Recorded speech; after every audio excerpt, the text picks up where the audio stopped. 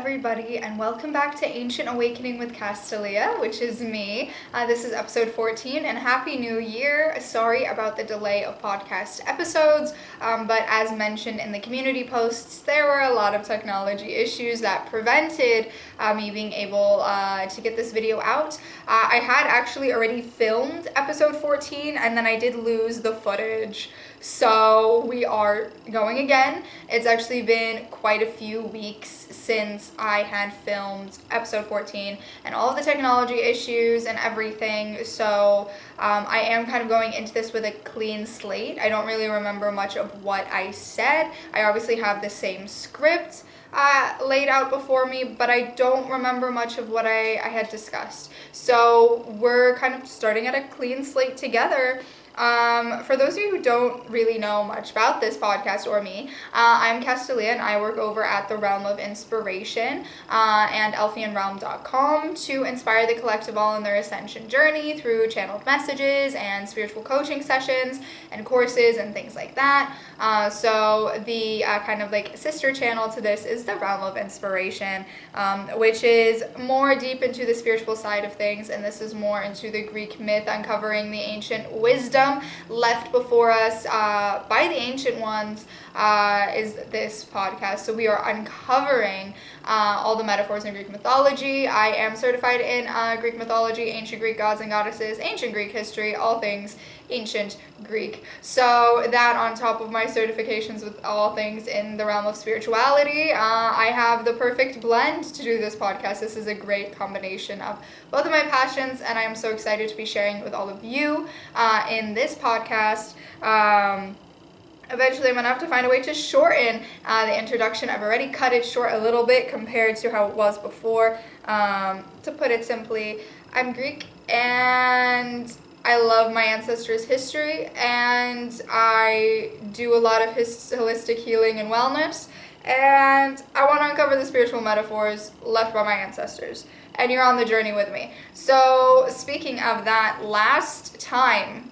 last episode, which was not last week, but weeks ago, we did Aristophanes' play The Piece, and the spiritual implications and metaphors of that play. Aristophanes is one of my favorite playwrights because I just find the way that he writes things very fascinating. Father of old comedy. And we dove into the play The Piece and discussed the spiritual implications, and there were some journal prompts, which I'm sure have slipped everyone's minds. So let's do a refresh. The first one was, when have I experienced peace as more than just the absence of conflict, but as a sacred presence? And the second one was, how do I bargain with my own consciousness or inner guide, similar to how Tygeus bargains with Hermes?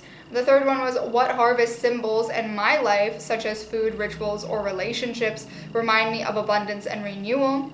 Number 4 was, in what ways can laughter or joy serve as a spiritual practice for me? And number 5 is, how can I honor both the God, singular, as in the source, and the gods, many expressions, as in our spirit teams or other things, guardian angels, and my own spiritual journey? So my summary, I want to change how I'm doing the summaries of my answer to these journal prompts so that each episode we really do focus mainly on the topic of the episode at hand. So I'm going to give an overall summary of my answers to all of these prompts at once. So firstly, one little summary of my answer to the first prompt, as like how I experience peace is more than just the absence of conflict, but a sacred presence. I experience peace in this sense when I am walking in nature. So when I am, and I did this at the start of the year, I went on a little sunrise beach walk, and all noise off, barely anyone awake, and just in the sacred presence of life. And I set up my phone, and I set up a timer to take pictures, and I was dancing and frolicking in the beach, and it is the start of the year. It's still cold by the sea. It was the coldest day of the year. And in that moment, like, I forgot about my phone, I forgot about everything. I was just like in the moment and just spinning around in this like sacred presence, and I felt this overwhelming sense of peace.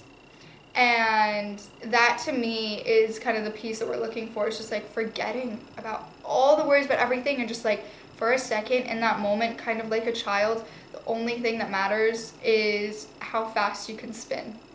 And that laughter and joy and peace, when you reground yourself, that feeling, when I felt that, I understood what Aristophanes wanted to share in that play of us seeking the peace. And there is a sort of abundance that comes from that. It's like harvest symbols that come from that.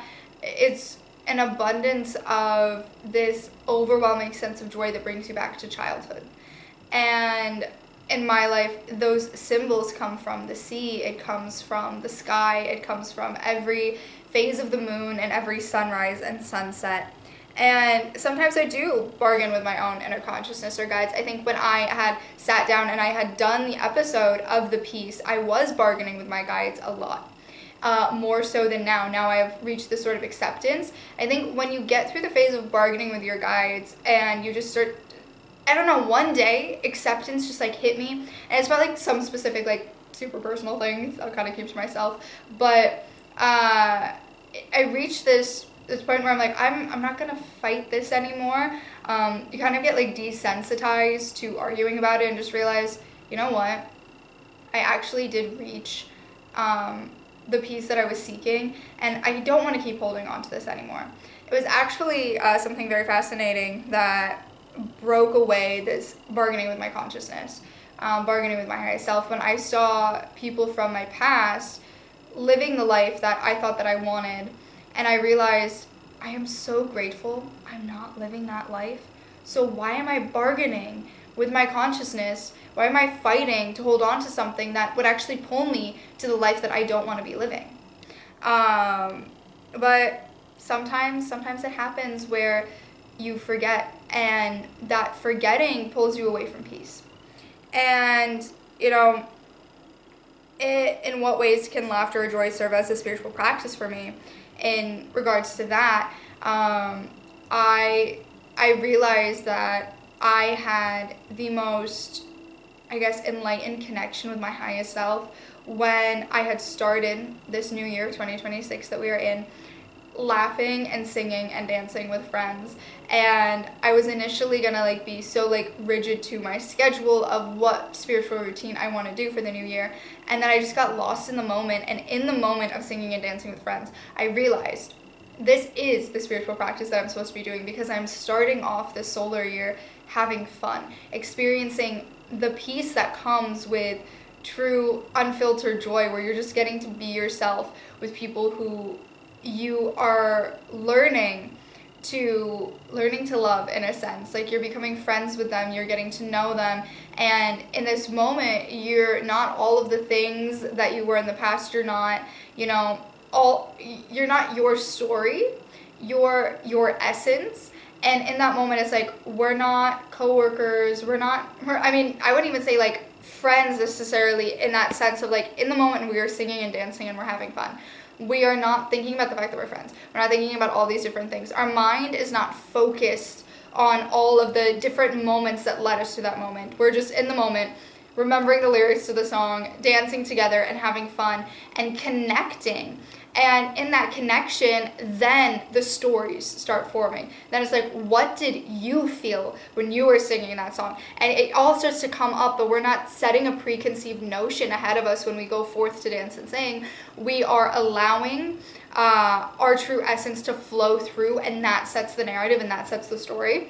And that experience is a spiritual practice, and it is the most powerful spiritual practice that can help set that tone when you let go of the ego. Anything you do that you feel like could be embarrassing or whatever, and you do it anyway, and you don't let the ego limit you, that's a spiritual practice, because you are choosing your authenticity. So you don't need to be meditating and journaling and doing all these things all the time for it to be a spiritual practice.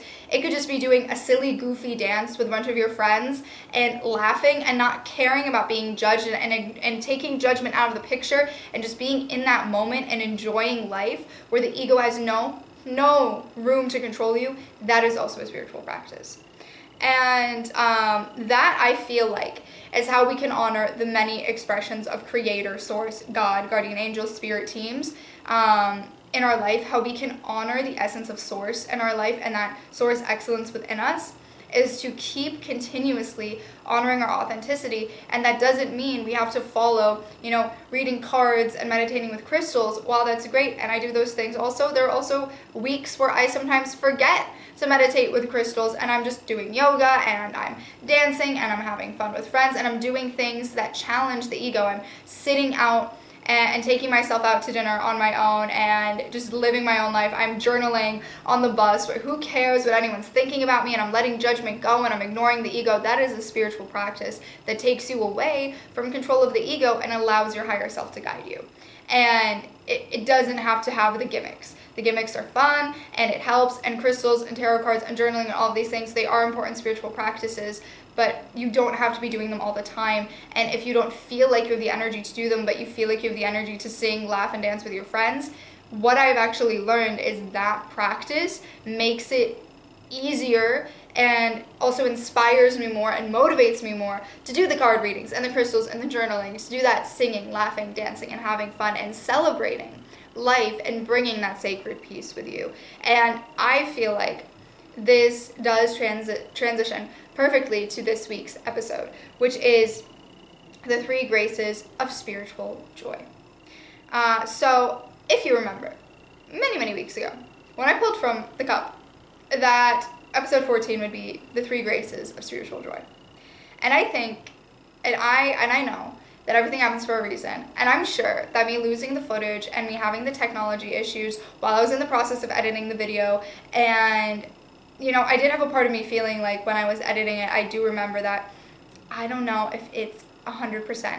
All of the 13 episodes I put out there, that was 100% the best that I felt. Like, I personally felt I put my heart into it. That is the best thing that I can put out there. With that, I was questioning it. Then I had the technology issues occur. And I feel like that was the universe pushing me to really understand the 3 graces of spiritual joy in my life. Even though I had written the script, I had done the research, but I hadn't lived the practice in a sense. So I indirectly, by having the technology issues and having to put a pause, went and lived the 3 graces of spiritual joy. So love without joy is incomplete. In Greek mythology, Aphrodite, the goddess of love, is never alone. She's accompanied by the 3 graces: Aglaea, Euphrosyne, and Thalia. These graces are not warriors or rulers. They are dancers of delight who embody beauty, radiance, and joy. So in this episode, we are going to explore how the graces serve as handmaidens of Aphrodite, and how their story reveals the spiritual truth that divine love is luminous and life-affirming, and also brings forth spiritual joy. Love is not solely about passion. It is also about joy that elevates the soul. And this also indirectly goes back to the piece of, we find this peace within when we experience the spiritual joy, and this opens us up to love. And I would say the biggest, walls down, defrosting of a frozen heart experiences that reawaken this divine love within for me have been that moments of celebrating in connecting to spiritual joy, and also kind of what the 3 graces represent. So the 3 graces, known in Greek mythology also as the charities as well, are commonly regarded as the enchanting daughters of Zeus and Eurynomi, a lesser known yet significant figure associated with the sea. This trio is emblematic of beauty, charm, and joy, playing a vital role in the pantheon of Greek deities. Their names and the meanings they embody are deeply reflective of their characteristics.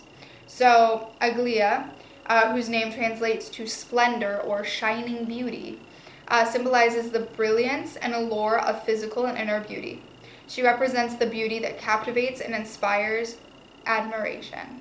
So I associate her with that kind of external aspect of spiritual joy. That the dancing, the the when you dress up to dance and you're having that like physical experience where like visibly you can see that someone is happy. Visibly you can see that you are experiencing joy. And it's when you're doing your hair and you're putting your accessories and your makeup and you see the way that like your dress moves while you're dancing. This aspect where that warms something inside of you, the colors that you're seeing moving brings some joy to you on a deeper level. It's not like the ego aspect of vanity, but it's like, look at this color resonates with my soul. When you dress for like when you allow your external expression to represent how you're feeling internally, that's kind of what I feel like that shining beauty of that first grace represents in regards to the, you know, spiritual truth of spiritual joy, right? And then followed by that is Euphrosyne, which her name translates to mirth or delight and inner joy. So that then, you know, that like you are having that expression outwardly that is reflecting the inner joy, so that's connected. And she personifies the spirit of happiness and festivity, reminding us of the joy that accompanies love and companionship. She embodies the laughter and lightness that enrich life.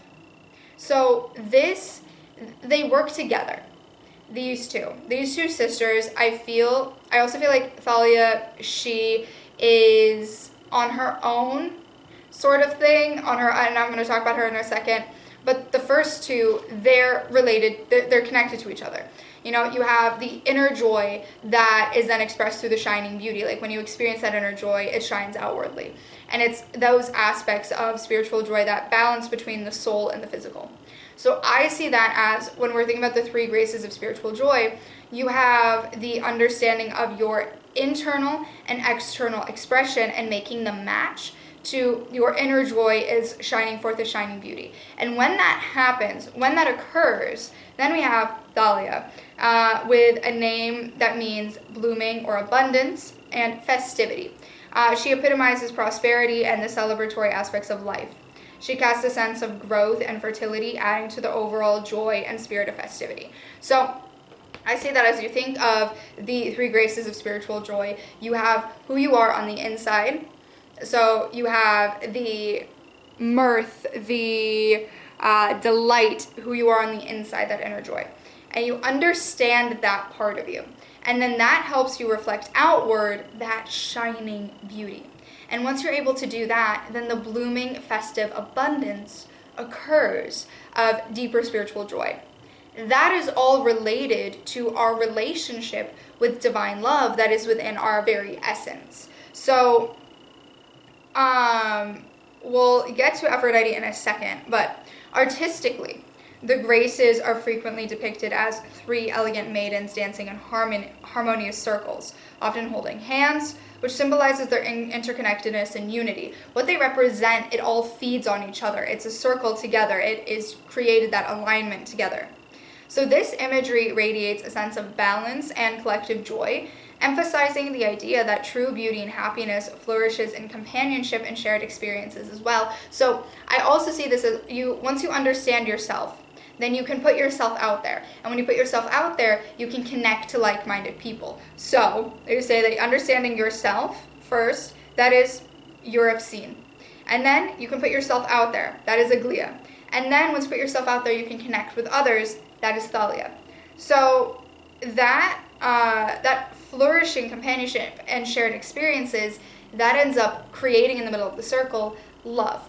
So how I visualize it when I think about this and when I'm trying to dissect, the general myth of the graces in Aphrodite, not like necessarily specific examples, but generally, I see the graces dancing in the circle, and in the center is Aphrodite. So in the center is love.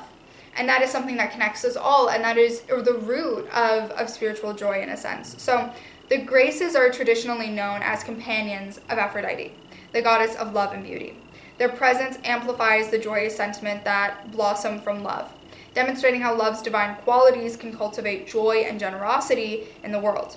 In both art and poetry, the three graces represent the bounty of divine generosity, a love that gives freely, and a joy that multiplies in the presence of community and connection. They remind us that the greatest pleasures in life often arise from our relationship with others, and the beauty that we share together. So in exploring the spiritual dimensions of joy, it is essential to recognize that joy holds a sacred place within our existence. Unlike superficial happiness, joy is not merely a fleeting emotion. It is a profound expression of the divine. This understanding is beautifully captured in the concept of the graces, which illustrates that joy is an integral aspect of our spiritual journey. At the core of this concept, at the core of the three graces, joy emerges as the natural fruit of connection and truly harmonious connections that create divine love. When love is nurtured and aligned with the divine essence, joy flows effortlessly, becoming a vital part of our spiritual experiences. This suggests that the more deeply we connect with love, both in ourselves and in our relationships, the more joy we are capable of experiencing. Each of the graces embodies specific spiritual qualities that we've kind of discussed already that help us understand the multifaceted nature of joy. So Aglaea represents the outward radiance of love. If we think of applying the graces also to, spiritual joy and love and putting it together. So the outward radiance of love, that outward expression, and the radiating beauty that creates joyful splendor in our daily interactions. Then Euphrosyne, we find that inner delight, so the inside, the carefree joy aspect of ourselves that inspires our lightheartedness, that is then reflected, through that externalness, fostering connections that uplift our spirits. Thalia, symbolizing the abundant nature of love and the creativity it inspires, as well as joy. That joy is not just an individual experience, it is also a communal one. The communal one, it happens once you understand yourself, you express yourself, that community, right? That flourishes in gatherings, festivities, and shared moments together. So together, the three graces present harmony of your internal and external matching, allowing connection with others, opening the door for divine love. This is a liberating force that encourages us to dance through life, radiating joy and abundance wherever we go, by aligning with divine love, by circling around divine love, by divine love being this gravity that anchors our ability to understand our spiritual joy. So, speaking of that, let's talk about Aphrodite. Aphrodite, the Greek goddess of love and beauty, is often perceived through a dull lens, one that highlights her sensual and sometimes destructive nature, and another that emphasizes her role as the embodiment of divine love. While her allure can lead to chaotic passion, within her lies a radiating, uplifting aspect that reflects pure, unconditional love. This divine love serves as a guiding light, inspiring connections between individuals that transcend the mundane. So I personally, when I read myths of Aphrodite, I feel like they are written in a way that they dull what she represents and make it her representing the very human aspects of love, like the human idea of love, when in her essence, symbolically, she should be representing divine love as a deity of love. But in her myths, a lot of times, there's more of this emphasis on the human, kind of rather tainted version of love, because that is how humans were perceiving love. So I noticed that, and it's very hard to put any myths chronologically, necessarily, but there is an evolution of Aphrodite as an archetype that over time, how she represented love changed, where as our perception of love changed, when we started to realize, or not necessarily realize, but forget what divine love is and create a new reality of love, then eventually over time she became more sexualized. She became more focused on the human ideas of love, or the beauty standards of the time, and she got so heavily focused on that aspect, and also what she can do for relationships, and that she is this matchmaking, meddling, kind of controlling figure when it comes to love, and she's the deciding all factor when it comes to love, as opposed to just being a archetypal energy representing divine love. Over time, we kind of forgot, and we still have forgotten what true divine love is. And to remember what it is, we got to go through the process with the three graces to understand and remember what divine love truly is. It is understanding our inner self, being able to express that authentically, connect with others, and in doing so, the true essence of divine love is shown to us as we keeping this cycle of positive expression of oneself and connection with others. And when humans started having these tainted relationships, then the stories and myths of Aphrodite, because I have found myths of Aphrodite where she is really represented as love, and then I found myths of Aphrodite where she is represented as the human version of love that is very sensual focused, very physical appearance focused, and not connected to the soul. And when we as humans started disconnecting from the soul when it came to love, then the way that we told stories as humanity in regards to deities of love changed. And I've noticed this with a lot of, the Greek gods of mythology, that the way that the stories of them were told as, time progressed, as, we started getting closer and closer to, I guess, the end of ancient times, closer to more modern times.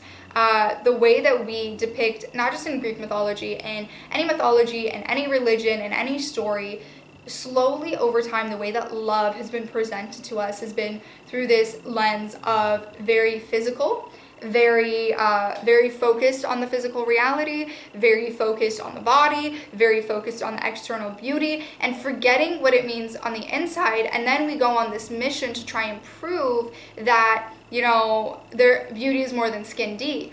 Beauty is more than skin deep, I think is the saying.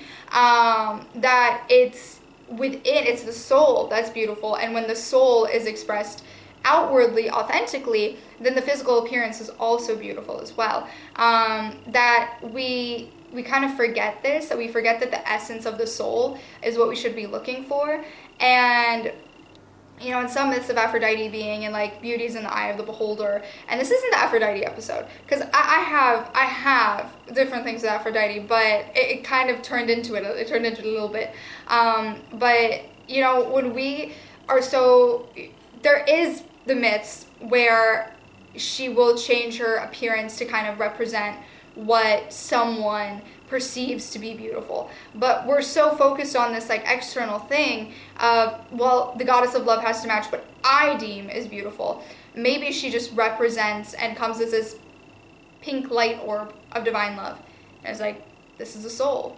Or is it that we find the soul beautiful and there's no way that you can put it in one box as well? There are more things I want to dive into with Aphrodite in the future, and her representation, but I've noticed when also I read how people now will take the Greek mythology and try to like modernize it. And when Aphrodite is modernized, her essence keeps being diluted. And when you put her with the Graces, when you put her with the Charities, and you put that story together with them circling around her, them assisting her, them helping her, and what they represent, you actually get back to the essence of what Aphrodite was meant to represent, and also to the essence of divine love. What's also very interesting that I noted was 3 very key things, key takeaways.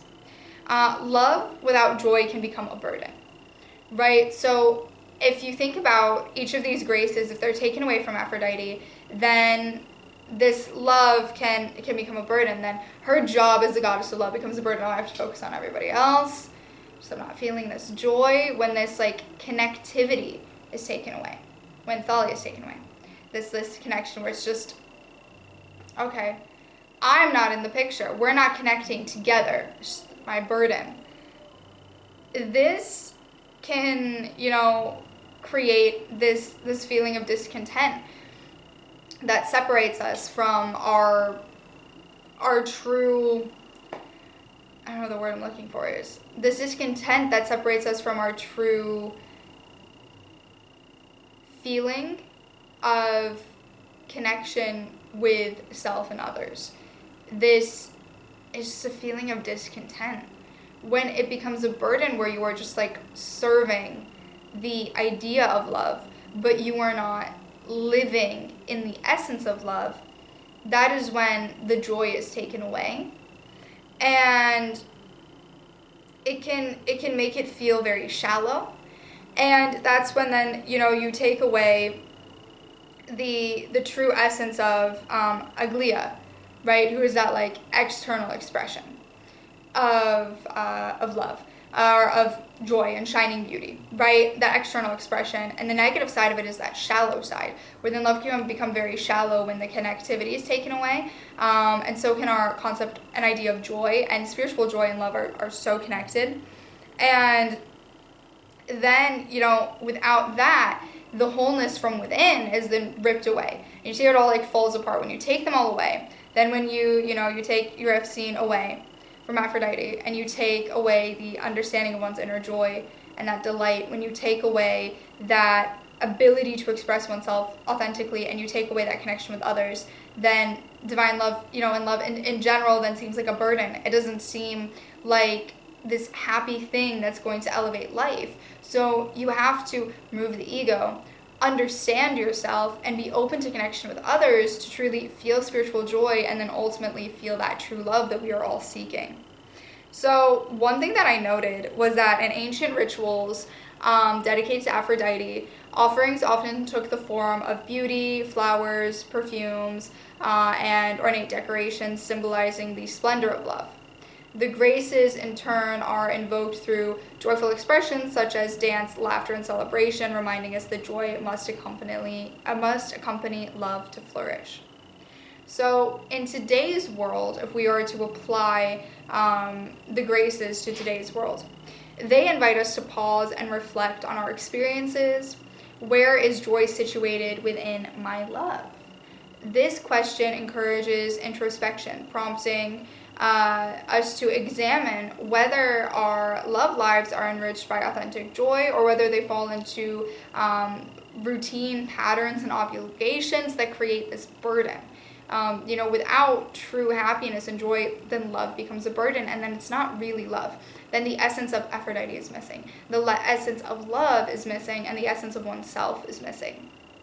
Spiritual joy is not a means of escaping the physical reality. It's not about forgetting the things in the physical reality that can also make us happy. It's actually about finding the things in the physical reality that make our soul happy, and finding that balance, the balance between the two things. It is something that naturally arises as a byproduct of love fully aligned with the divine. Embracing this concept can lead to profound changes in how we navigate our relationships with ourselves and others. So to embody the essence of the graces in our modern day, consider the following things. So I kind of wrote, so we have the grace of beauty, the grace of joy, and the grace of abundance, right? So what can we do to connect to these graces in our daily life? So for Aglaea, the grace of beauty, engaging in activities that foster creativity and beauty, right? And this is not physical beauty, spiritual beauty.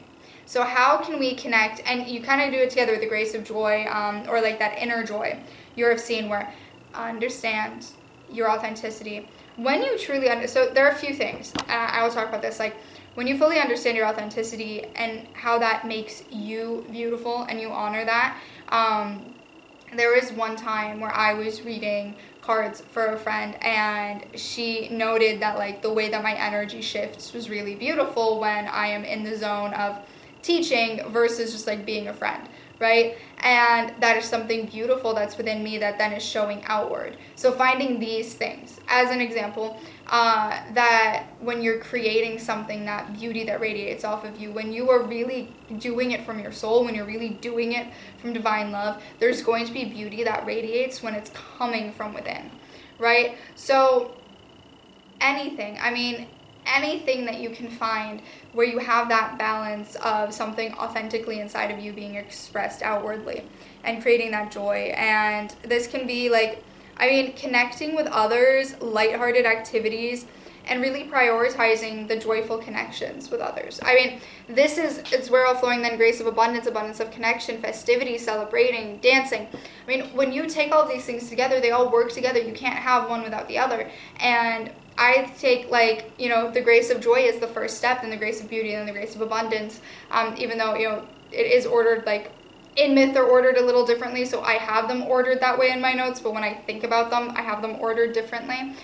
So it would go Euphrosyne, Aglaea, Thalia. And then you go through that process of kind of ascending through spiritual joy, and the ultimate goal is to get this understanding of connections and relationships with others and self that is really rooted in what Aphrodite should really be representing in her true authenticity, which is truly harmonious connections with others, divine love, and that inner beauty being reflected externally as that soul creating a very beautiful exterior that is matching the interior, the balance between. So ultimately, living with these graces, the 3 graces of spiritual joy, is a guiding principle that reminds us that joy is not merely an optional add-on, and neither is divine love. It is in fact a sacred aspect of our human experience. By nurturing both love and joy, we embark on a journey towards spiritual wholeness, enriching not only our lives, but also those around us. So, the 3 graces remind us that joy is a divine force. Aglaea shines, Euphrosyne delights, and Thalia blooms. Together they dance with Aphrodite, the handmaidens of love. Their story teaches us that love is not only about passion or sacrifice, it's also about joy, laughter, and radiance. They are born from the sky and the sea. They are born from Zeus, and they are born from a minor nymph of the sea. So they are the balance of the head and the heart. And when you balance the head and the heart, you can experience true, authentic spiritual joy, and that brings divine love. Divine love is not found in the heart. Divine love is found in all things. It is the balance of the head, the heart, the soul, and the physical. When you think of it like this, that Euphrosyne, she is, let's say, she took the heart from the mother. She took the sea. And the outward expression would probably be related to Zeus. Zeus was very outwardly expressing. Outward expression, physical body, but also mental body a little bit. And then Thalia is a connection with others. So in a sense also the heart, but the spiritual connection. Also Euphrosyne would be the heart and the soul. So you say Aglaea would be the mental body and the physical. And then Euphrosyne would be the emotional body and the spiritual. And Thalia would be your connections with others that kind of are all-encompassing around you. Could be the Akashic body in a sense, but the balancing of all things, and then that brings forth that divine love is all of these things together. This balancing of all as well. I also think that the parents of them, and the fact that they're also considered to be the charities, that they are considered to be helpful. That these are the things that help you connect to source more, and help you understand, and also helped them in the ancient times understand the things to do to really connect to feeling this peace within oneself. So to live alongside the graces is to allow love to become luminous. To walk with Aphrodite is to transform joy into something sacred. To embody both is to remember that the soul was not only made to love, but also rejoice in happiness, and that they're connected to each other.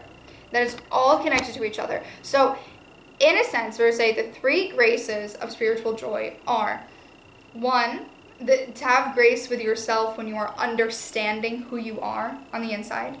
To have grace with yourself as you are, have patience as well. Have patience with yourself. To give yourself grace. With yourself as you're starting to express yourself outwardly. And then have grace with yourself while you are starting to connect with others, and having that patience and understanding and compassion for yourself as you're going through this phase of understanding all of who you are and really expressing that joy and connecting with others. That is divinely loving yourself, and then love that comes from the essence of divine love will find you. So that is where I have reached the conclusion of whatever I meant when I wrote the 3 graces of spiritual joy and put that in the cup. And I reached the point. This is the implication that I have found with the 3 graces. So here are the affirmations to help you as you connect to this energy. So first, I honor joy as a sacred expression of love. My love shines with splendor, delight, and abundance. I allow divine love to bloom into joy within me. I dance with the graces, radiant, playful, and free. Joy is not frivolous, joy is divine. And the journal prompts for next week, inviting the graces. Number 1, where in my life does love feel heavy and how can joy lighten it? Number 2, which of the graces do I need most right now? Number 3, how do I express joy in my relationships and how can I deepen this joy?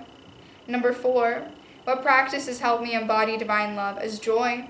And finally, number 5, if the graces danced around me, what blessings would they offer me today?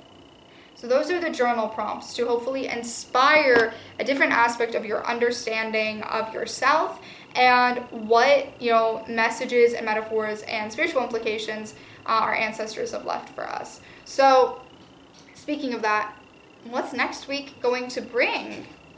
Time to pull from the cup and see what it shall be for us. I don't know. I'm feeling a lot of pressure. I haven't done this in a little while. Let's go with, I got 2 of them. Oh, okay, 1 fell. I have to pull again because 2, okay. Leaving it up to the fates to decide, and the fates are struggling to decide. We got it here. It's ending with me. Story of Athena, ending cycles. I kind of had a feeling Athena would be coming through soon. So, to honor Athena, next week we will be talking about the spiritual implications of the story and myth of Athena. If there, I was kind of talking about how Aphrodite, her myth changes. Also, Apollo changes. Athena, it has been noted that her myths change as Athens changed throughout history. But also, she breaks a lot of very important cycles. And being that this podcast started with the cycle breaking, in a sense, episode, and now we're on the kind of refresh of the podcast, picking back up with cycle breaking and Athena. It's so fitting, letting the fates decide, and the fates decided. So I will see you next week for uncovering the spiritual implications and metaphors of that myth. Until then, continue seeking ancient awakening. Goodbye for now.